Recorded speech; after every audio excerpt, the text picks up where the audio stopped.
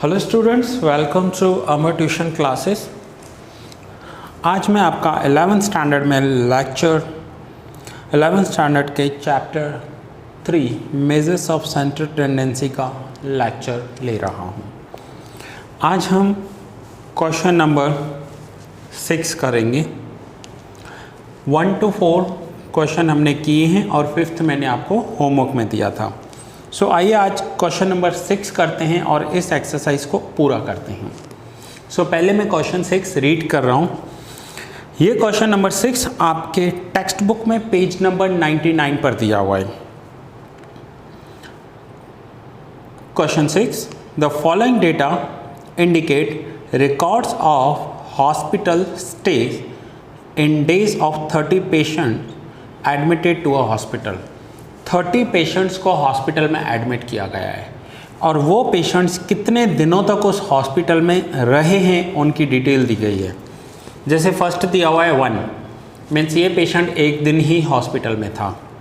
Then second is 10, means ये patient 10 दिन तक हॉस्पिटल में था। थर्ड नंबर दिया हुआ है 2, इसका मतलब ये पेशेंट 2 दिन हॉस्पिटल में था, and so on. Find the median stay. आपको पहले तो मीडियन कैलकुलेट करना है। अब मीडियन में क्या है, रॉ डेटा दिया हुआ है आपको, रॉ डेटा में मीडियन कैलकुलेट करना है। Further convert this information in a continuous frequency distribution. उसके बाद इस इंफॉर्मेशन को कंटिन्यूस फ्रीक्वेंसी डिस्ट्रीब्यूशन में कन्वर्ट करके दिखाना है आपको। In inclusive type by taking class of equal length starting from 1 to 3। 1 से 3 तक क्लास लेना है और आपको कंटिन्यूस फ्रीक्वेंसी में कन्वर्ट करके दिखाना है। Find the median from the frequency distribution and compare it with your earlier answer. Continuous का भी मीडियन कैलकुलेट करना है और दोनों आंसर्स को कंपेयर करना है। मीन्स ये सम आपको 2 बार करके दिखाना है। कहने का मतलब एक रॉ डेटा में अलग करना है एंड कंटिन्यूस फ्रीक्वेंसी में अलग करना है। ये जो मैं आपको दिखा रहा हूँ ये मैंने रॉ डेटा के लिए लिखा हुआ है और इस साइड जो मैंने लिख रखा है ये कंटिन्यूस सीरीज के लिए लिखा हुआ है। तो पहले हम रॉ डेटा में करते हैं। रॉ डेटा में मीडियन फाइंड करना है हमें। अब रॉ डेटा में मीडियन कैसे फाइंड करते हैं, m is equals to n+1/2 observation, n+1/2। तो यहाँ पर n means number of patients कितने हैं, 30 पेशेंट्स। नाउ 30 पेशेंट्स का हमें मीडियन कैलकुलेट करना है। तो सबसे पहले जो भी डेटा दिया हुआ है उन्हें हम अरेंज करेंगे। कैसे अरेंज करेंगे, arranging the observations in ascending order. देखो मैंने सारे नंबर्स असेंडिंग ऑर्डर में अरेंज करके रखे हैं। असेंडिंग ऑर्डर का मतलब होता है लोएस्ट नंबर सबसे पहले रखना है और हाईएस्ट नंबर बाद में रखना है। तो ये सारे नंबर्स देखो मैंने असेंडिंग ऑर्डर में अरेंज किए हैं। अब 1 देखो कितनी बार दिया हुआ है, तो 4 बार दिया हुआ है, तो चारों को एक साथ रखा है। नाउ टोटल 30 पेशेंट्स हैं। 30 + 1 / 2 ऑब्जर्वेशन, 31 / 2 तो आंसर आएगा 15.5 ऑब्जर्वेशन। अब अगर ये ऑब्जर्वेशन कोई परफेक्ट नंबर होता जैसे 15, 16, 12, 10 तो हम वो नंबर कैलकुलेट कर लेते। बट यहाँ पर प्रॉब्लम क्या हुआ है, यहाँ पर ये नंबर पॉइंट में आया है 15.5 ऑब्जर्वेशन। तो जब भी पॉइंट में नंबर आएगा तो उस कंडीशन में आपको क्या करना है, आगे कंटिन्यू कर रहा हूँ मैं। यहाँ पर आपको 15 नंबर लिखना है, 15th ऑब्जर्वेशन प्लस 15.5 है तो 15 के बाद कौन सा ऑब्जर्वेशन आएगा, 16th ऑब्जर्वेशन और डिवाइड बाय 2 कर देना है। आप करके देखो 15 + 16 डिवाइड बाय 2 करोगे तो आंसर क्या आएगा, 15.5 आ जाएगा। नाउ 15th ऑब्जर्वेशन तो कैलकुलेट करते हैं। असेंडिंग ऑर्डर में 15th ऑब्जर्वेशन कौन सा है, 1 2 3 4 5 6 7 8 9 10, 11, 12, 13, 14, 15। 15th ऑब्जर्वेशन है 4 प्लस 16th ऑब्जर्वेशन ये भी है 4 divide by 2। So 4 plus 4 divide by 2 that is 8 divide by 2। तो आंसर आया 4। मीडियन क्या आ गया हमारा? 4 आया मीडियन का आंसर। तो देखिए अगर ये कोई परफेक्ट नंबर आ रहा है तो आपको क्या करना है परफेक्ट नंबर के लिए? समझो ये आया होता 9th, तो मैं यहाँ पर कैलकुलेट करता 9th में क्या है 3, तो ये हमारा मीडियन हो जाता। अगर ये आए 27 तो मैं कैलकुलेट करूँगा 27 नंबर पर क्या आ रहा है 9 आ रहा है, तो ये हमारा मीडियन हो जाता। बट अगर पॉइंट में आ रहा है तो आपको ऐसे करना है। ये मैंने किस लिए किया? ये अनग्रुप्ड डेटा कह सकते हो इसे, या फिर रॉ डेटा कह सकते हो। इसे क्या कहेंगे? रॉ डेटा और अनग्रुप्ड डेटा। अनग्रुप्ड डेटा, अगर अनग्रुप्ड डेटा या रॉ डेटा दिया हुआ है तो आपको ऐसे कैलकुलेट करना है। ठीक है, तो अब यहाँ पर आप पहले इसे नोट डाउन कर लीजिए। नोट डाउन करने के बाद मैं आपको ये करवा रहा हूँ, तो पहले आप यहाँ पर नोट डाउन कर लो।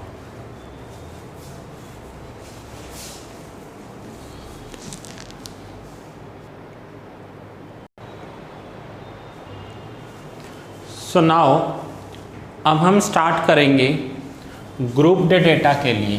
ग्रुप्ड डेटा के लिए हमें कैसे कैलकुलेट करना है।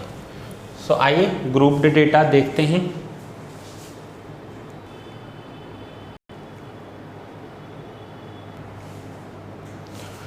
अब रॉ डेटा को कंटिन्यूस में कैसे कन्वर्ट करना है हम वो सीखेंगे। आप टैली मार्क करना सीख कर आए हो, तो यहाँ पर देखिए क्वेश्चन में क्लियर दिया हुआ है 1 to 3 का हमें लेना है क्लास, और वो भी इंक्लूसिव फॉर्म में। इंक्लूसिव किसे कहते हैं? यहाँ 3 है तो ये 4 है, इसे इंक्लूसिव कहेंगे। अगर मैं ऐसे लिख रहा हूँ 1 to 3 एंड 3, ये दोनों इक्वल हो रहे हैं तो ये एक्सक्लूसिव हो जाता है, तो यहाँ पर इंक्लूसिव है। तो इंक्लूसिव है तो हमें कैसे करना है अब हम वो देखेंगे। तो यहाँ पर देखिए टैली मार्क करने हैं 1 से लेकर 3 तक। फिर से मैं बता रहा हूँ 1 से लेकर 3 तक कितने नंबर्स हैं, मीन्स 1 कितनी बार है 1 2 3 4, 2 कितनी बार दिया हुआ है 5 6 7 8, और 3 9 10 11 12 13। अब अगर वैसे तो हमें एक एक करके करना चाहिए, तो टैली मार्क कैसे होता है? हर एक के लिए हम 1 ड्रॉ करेंगे, लाइन ड्रॉ करेंगे 2 3 4, और 5th में हम ऐसा क्रॉस लाइन ड्रॉ करते हैं, मीन्स ये 5 का सेट हो गया। देन 1 2 3 4 एंड 5 एंड 1 2 3, तो ये टोटल कितना हो गया 13। ये तो मैंने अरेंज कर रखा है असेंडिंग ऑर्डर में, अदरवाइज हमें एक एक करके करना होता है। नाउ 4 5 6 में देखो कितने हैं, तो 1 2 3 5 6 7 8 9 10। ठीक है, सो 1 2 3 4 5 6 7 8 9 है, तो 1 2 3 4 5 6 7 8 9, तो ये हुए 9। नाउ 7 8 9 में कितने हैं, तो 1 2 3 4 5, तो ये हुए 5। 1 2 3 4 5। 10 11 12 में कितने हैं, सो 10 ही है, 11 और 12 है ही नहीं, 2 बार है, सो 2 लाइन्स एंड फ्रीक्वेंसी 2। एंड 13 14 15 में सिर्फ 15 है, एक ही बार दिया हुआ है। फाइनली हमें फ्रीक्वेंसी का जो टोटल करना है वो हमारा सेम टैली हो जाना चाहिए। सो 13 + 9 + 5 + 2 + 1, तो n is equals to 30, answer आ गया। नाउ क्यूमुलेटिव फ्रीक्वेंसी, तो पहले 13 + 9, तो आंसर आया 22, 22 + 5 27, 27 प्लस 2 29, 29 प्लस 1 30। तो ये है क्यूमुलेटिव फ्रीक्वेंसी। नाउ टेलीमार्क्स हो गए, फ्रीक्वेंसी हो गई, क्यूमुलेटिव फ्रीक्वेंसी हो गई। अब आपके सामने है कि कैलकुलेट करने हैं हमें, क्या कैलकुलेट करना है? मीडियन कैलकुलेट करना है ग्रुप्ड डेटा के लिए। अब मैं ये यहाँ पर हटा रहा हूँ। आपने ऑलरेडी लास्ट में भी लास्ट जो हमने अनग्रुप्ड डेटा का किया था उसमें भी आपने इसे लिखा था। अब ये यहाँ पर हो गया। अब इसके 2 स्टेप्स हैं। कौन से 2 स्टेप्स हैं? पहले हमें मीडियन कैलकुलेट करने के लिए step number 1 median class calculate करना होगा। स्टेप नंबर 1 में हम क्या कैलकुलेट करते हैं? Median class. So step number 1 M class calculate करेंगे। सो एम क्लास कैसे कैलकुलेट करेंगे? अब कंटिन्यूस सीरीज में एम क्लास होता है N upon tooth observation. N कितनी है? एन की value 30 divide by tooth observation, तो आंसर आ जाएगा 15th ऑब्जर्वेशन। अब यहाँ पर क्या लिखना होता है हमें? Referring to the column of cumulative frequency, referring to the column of cumulative frequency M class is. अब देखिए 15th कहाँ पर आ रहा है? तो 15 आ रहा है, 13 में तो नहीं आएगा, यहाँ पर आ जाएगा। तो हमारा क्लास कौन सा हो जाएगा? हमारा क्लास हो जाएगा एम क्लास इज 4 to 6। अब यहाँ पर एक न्यू पॉइंट आपको ध्यान में रखनी है। कौन सी? कि ये जो दिया हुआ है 1 3 4 6 ये इंक्लूसिव फॉर्म में दिया हुआ है। हमें यहाँ एक्सक्लूसिव चाहिए। हमें यहाँ कौन सा क्लास चाहिए होता है? Exclusive class. तो हम इस क्लास को एक्सक्लूसिव में लिखेंगे, तो मैं यहाँ पर लिखूँगा देयरफॉर इन एक्सक्लूसिव फॉर्म। अब एक्सक्लूसिव फॉर्म कैसे होता है क्लास का?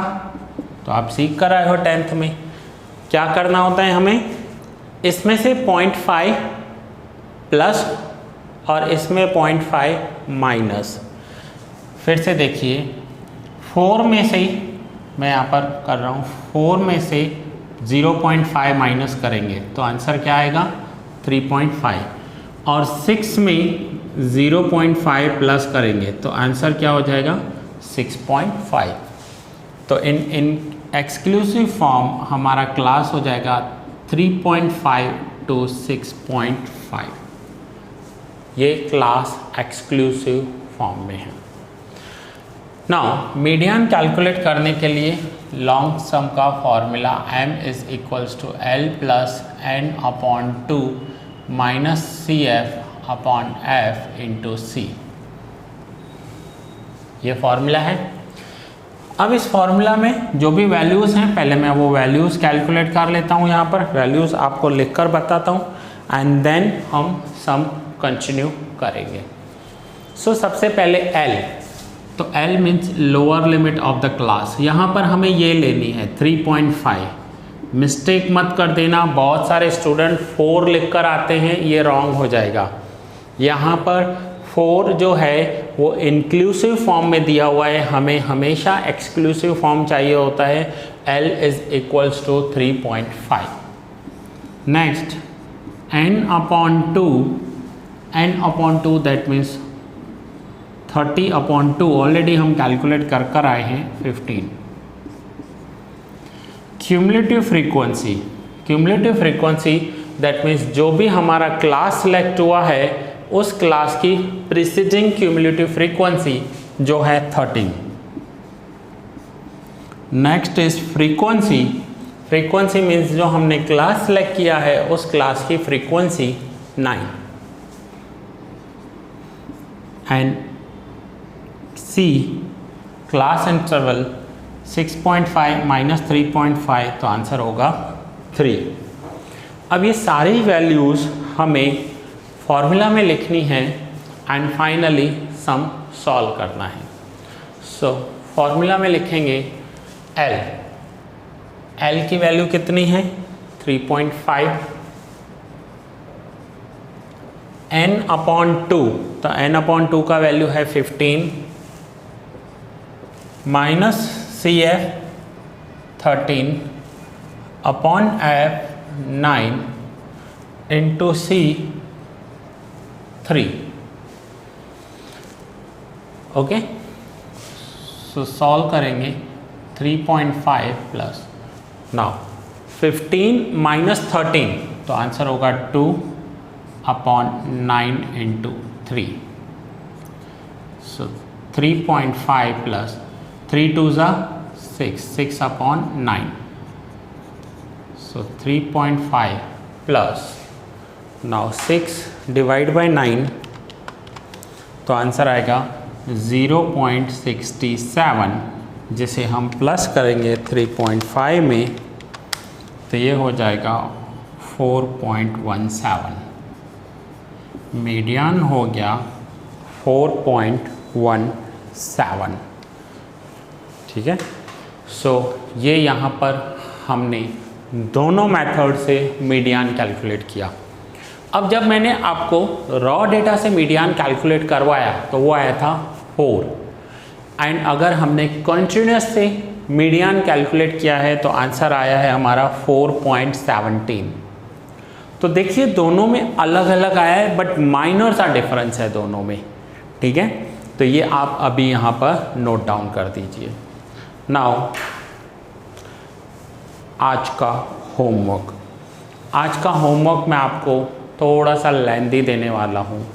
थोड़ा सा लेंदी मीन्स पहले मैं यहाँ से ये हटा दूँ तो आप नोट डाउन कर पाओगे इजीली।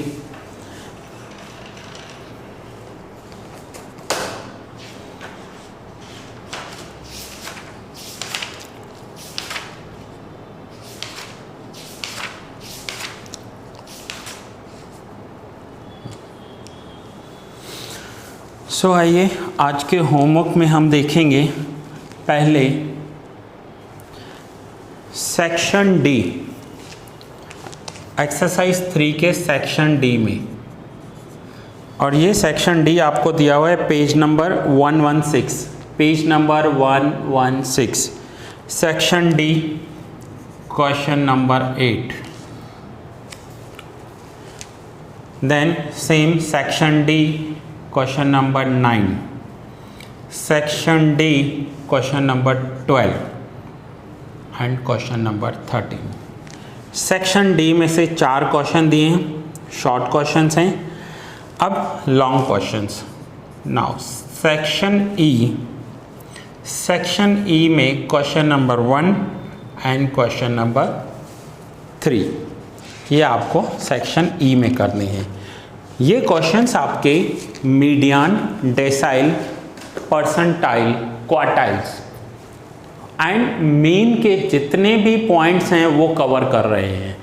तो ये मैंने एक्सरसाइज 3 में से क्वेश्चन दिए हैं, section D and section E, question number page number 116 and 117 पर दिए हुए हैं। ठीक है, सो ध्यान से नोट डाउन कर लो। होपफुली आपको ये पॉइंट अच्छे से समझ में आया होगा। अब नेक्स्ट लेक्चर में हम कवर करने वाले हैं इस चैप्टर के लास्ट टॉपिक को, और वो है मोड। ये मोड आप 10th में कर आए हो, हम थोड़ा और आगे सीखेंगे और मोड को पूरा करके इस चैप्टर को कंप्लीट करेंगे। ठीक है friends, so thank you for watching. मिलते हैं बहुत जल्द नेक्स्ट लेक्चर में, तब तक के लिए बाय बाय।